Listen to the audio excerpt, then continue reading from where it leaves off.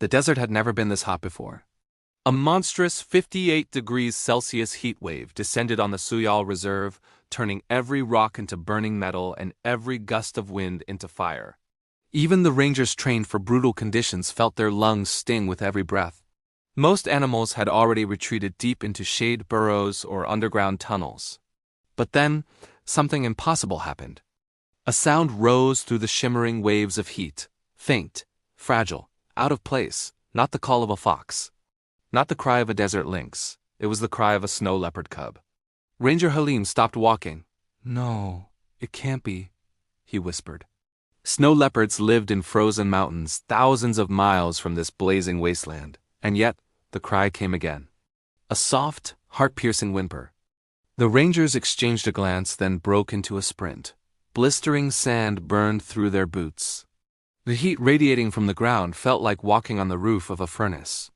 But the cry grew louder, more desperate, guiding them toward a rocky outcrop on the edge of the reserve.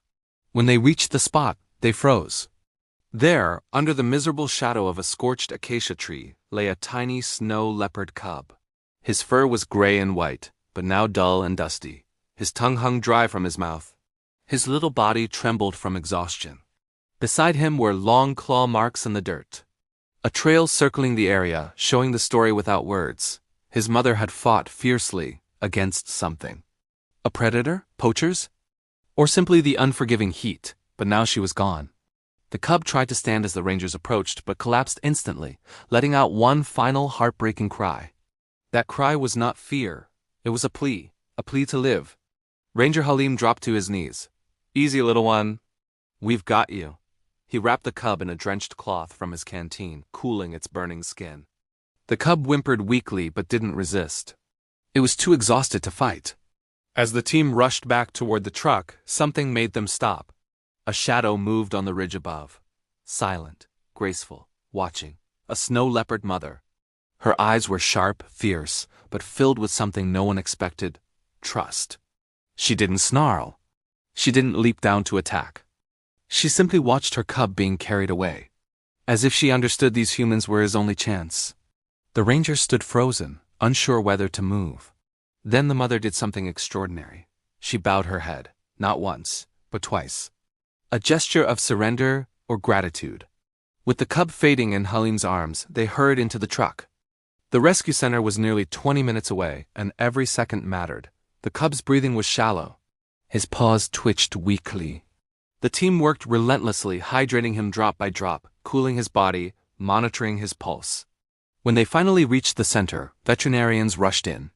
For hours, the little cub battled dehydration and heat shock.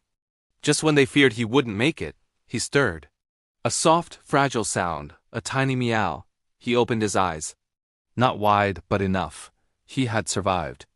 Over the next few days, the cub slowly regained strength.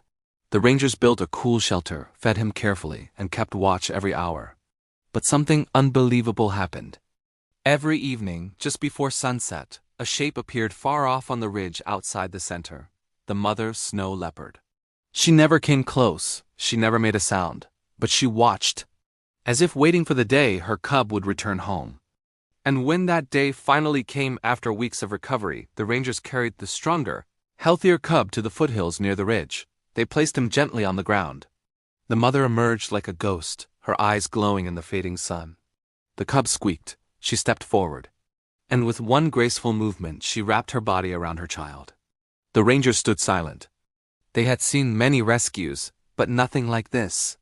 A cry in 58 degrees Celsius heat had led to a miracle, a story of survival, courage, and a mother's unbreakable love.